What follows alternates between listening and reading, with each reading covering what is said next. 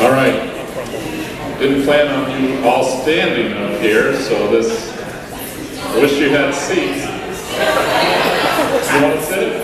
It might be a little while. It's my first daughter to get married. I have lots of words. Okay, I just want to honor Rachel and Josh. But where to begin on Rachel's life is tough. So I could start by honoring Rachel as just such an outstanding student, straight A student throughout grade school, high school, college.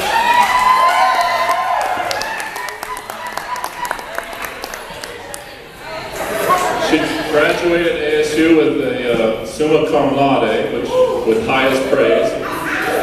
Major in business, minor in French, but could honor, I don't want to talk about that, the academics. I could talk about Rachel and just her creativity, just the way, I mean, the cards, I don't know if any of you have gotten cards from her. I've gotten lots of Father's Day cards and birthday cards, and they're not just the hallmarks. They're created by Rachel, and they're just so beautiful. And I could honor you for your creativity, but I'm not going to talk about that either.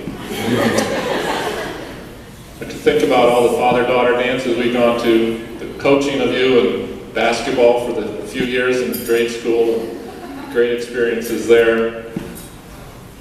But I'm not going to talk about that. What I do want to talk about really is your perseverance, your toughness, and I think Brett might have already mentioned it, but there's a few experiences growing up that I just want to share that people I'm sure don't know, but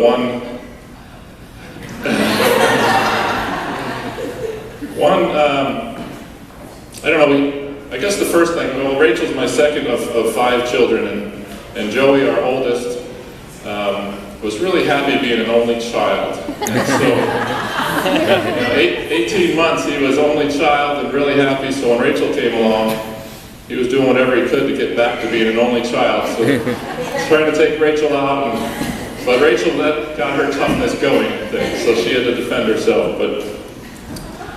And then in junior high,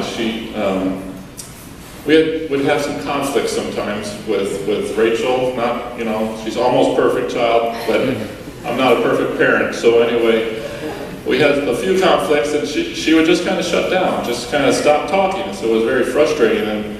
But we trusted in her goodness, and she was able to work out it. So I give this to you, Josh, to know that if she still goes back to that, it's kind of a Nevelsberger thing. We get quiet instead of yelling, so just trust in Rachel's goodness. I'm sure you do. Let's see. Okay, the next thing, the toughness and perseverance, was freshman year in high school when she went to Tempe Prep, very hard school with all honors classes, and she was taking French. She was a 3-sport athlete throughout high school: volleyball, basketball, and track. And so she was doing volleyball, and she just went to this tough school taking French. And I just remember one night, in her bedroom, just crying with her mom, trying to console her because she couldn't understand the French teacher. She was only speaking French, and she didn't know how to ask questions. So it was just very frustrating to her, but she persevered and just hung in there. And like I said, she got a minor in French at ASU, so she really got strong from that. It didn't, the suffering made her stronger. And same way with college. After college, she graduated, wanted to travel Europe, go to France actually, and use her French. And so she went over there to work on a farm and live with the family and interact with them. But after a week, she realized this isn't working so good. She was only pulling weeds, and her hands were getting raw. And I know you made it 2 weeks, but I think within a week.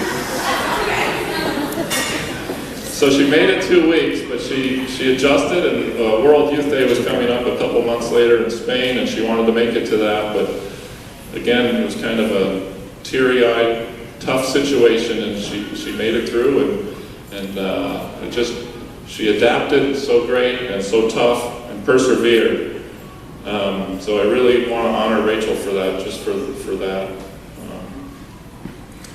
And then I want to honor Josh too. So Josh has been just a good, solid Christian man that I've come to know. Josh was, I called to ask for Rachel's hand in marriage, and we had a nice, long conversation.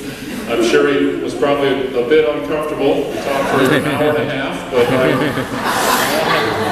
I wanted to make sure that Rachel was in good hands. I'm in Arizona. I couldn't come. My boys are not here in Portland. Otherwise, I wouldn't have any problem. So Josh shared his life, and he really, shared his experience about he's really took on the faith in high school, I think, around 18. He really made a commitment and on mission, and really convinced me that you were in this all-heartedly with Jesus at your center, and that, what more can I ask for than to have Jesus as your center? And I know you're going to watch out for my daughter, because that's what the solid, strong man I could see you are would do. And so I just want to thank you for that. And so I just want to make sure that, as you go through this suffering, there is going to be suffering. I mean, hopefully not anytime soon, but all couples go through it. We go through this romance and disillusionment and then true joy, and kind of keep going. That's the way life goes. So just encourage you to stay focused on Christ as you are.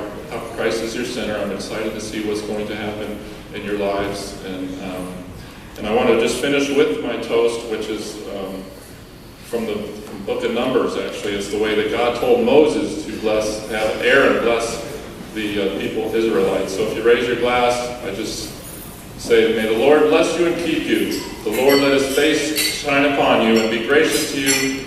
The Lord look upon you kindly and give you peace. Amen.